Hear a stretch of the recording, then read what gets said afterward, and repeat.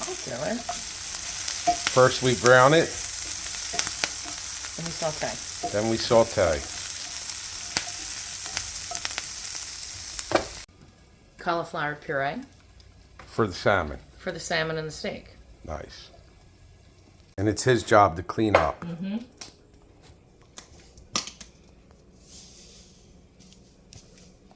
So, first, the salt and the pepper. You've got to season your meats. Are you going to season them or are you going to pour salt in the bowl? Oh, it's mise en place. You got to get your shit in line. Now, this salt is a little more coarse than normal. It's going to provide a nice crunch. Flip, salt. You can't have too much salt on a piece of meat. And pepper. Simple, simple. Then, because this is an anniversary meal, I will be wrapping our fillets in bacon. Because there's nothing better than bacon, but more bacon. And now we're not using a toothpick. That's a pretty chintzy piece of bacon on that one side. You just wait. You just wait. Look, look, look. Huh? There, we fix it. Oh, look at that. It's beautiful. We're going to wrap this one. It's coming out in pieces. This is a pretty skinny pork. To be gleaning this type of bacon off of it, but that's okay. Bacon is bacon.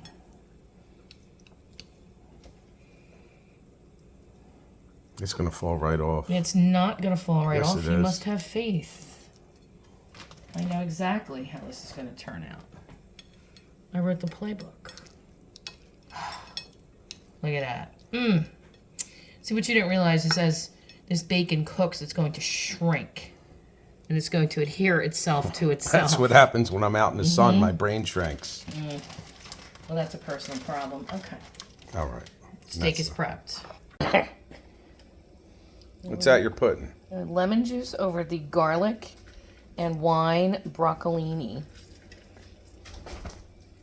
to give it that little bite of acid to brighten it up ever so. That's all it needs. Simple. Should probably not be in the sink. Alrighty, we're going to drain the cauliflower for our puree. I've cooked it Watch that steam. until it's a facial. It's good. It's good for you. I've cooked it until it's very soft. Now I got 3rd-degree burns. It's okay. You should have closed your eyes. Now this is going to be fluffed up. I'm going to add some salt. We're going to add some butter. I'm going to add some garlic to accompany the flavor profile of our surf and turf meal. Can't go wrong with garlic. Goes in everything. Give me some butter. And yes, we only use real butter. Yeah, I wouldn't use anything A else. little smidge of whipping cream. And off we go. Sure that cream's good? I'm sure the cream is good.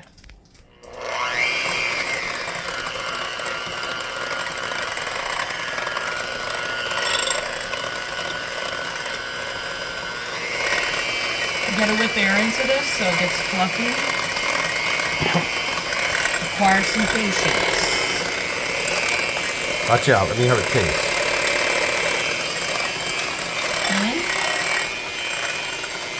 Need salt? No, it's good.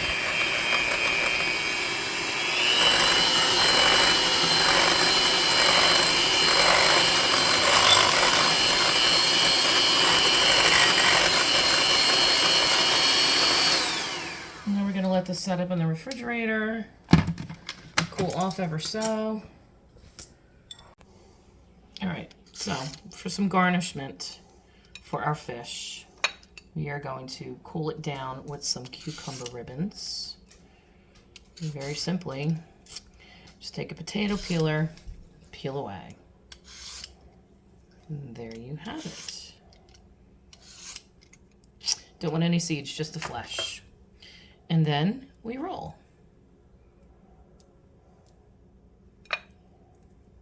Fancy. Well, fancy-ish. Again, it's an anniversary dinner. Then these will be put back in the refrigerator to stay chilled so they don't brown up before we serve the hot fish. And of course, you need to taste one. I nurse a dog. Hoping for an accident. All right, so we've decided on a hot and spicy accoutrement for the steaks, jalapeno.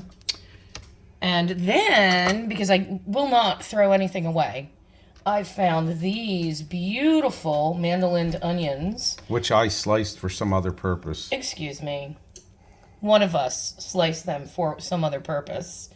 Which I'm going to fry crispy to give some texture to the steak.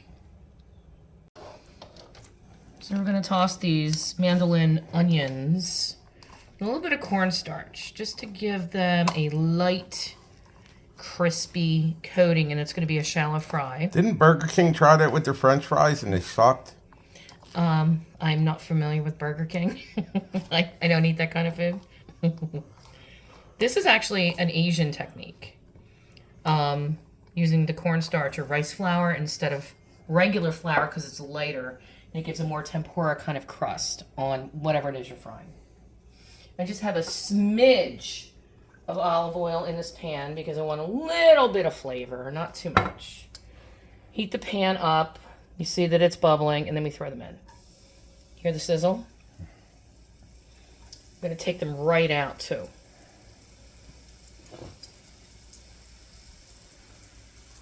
It was nice that you flicked your hands and something went on the stove there. This is how we cook. We get into it. What are you putting them in? Probably going to put them on a plate with a paper towel, just to drain them ever so. Oh, okay. We only have one. No.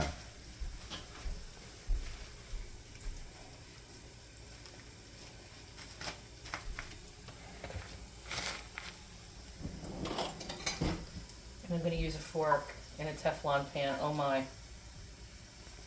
This is what you call precision cooking.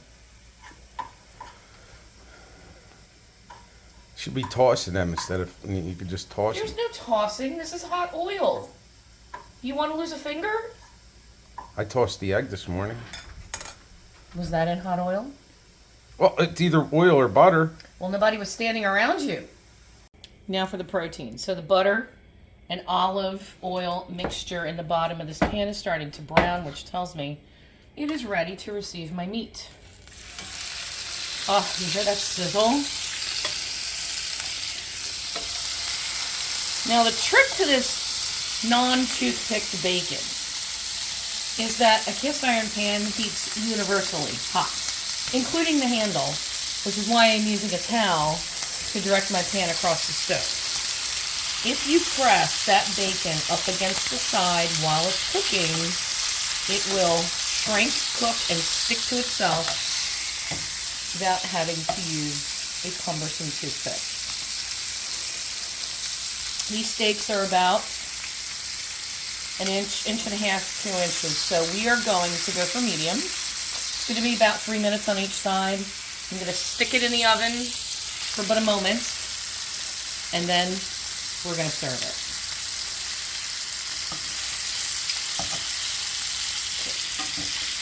All right, so folks, I learned a lesson here. For as much as I was confident that the bacon would work, you need to get good bacon for this. It needs to be one continuous strip of bacon. So what we're going to do instead is take the bacon off, and we're going to use it to flavor the meat. And when I start to braise this with the bacon fat and the butter, Lord, it's going to be good. Steak is cooking the last several minutes in the oven. We're going to season our fish right before we put it on. Salt and pepper, nothing fancy.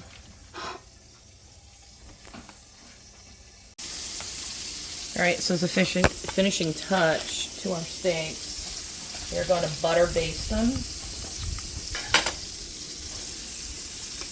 while our pan heats up for the fish.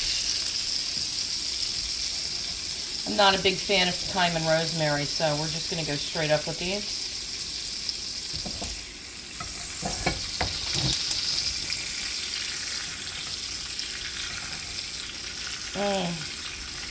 Will you look at the crust on these steaks? Oh my. Oh my.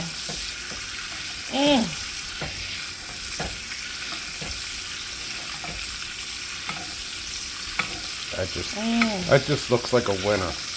And now we rest. Alrighty, salmon, pretty thin, but the trick to keeping it moist is a hot, hot pan. And in we go.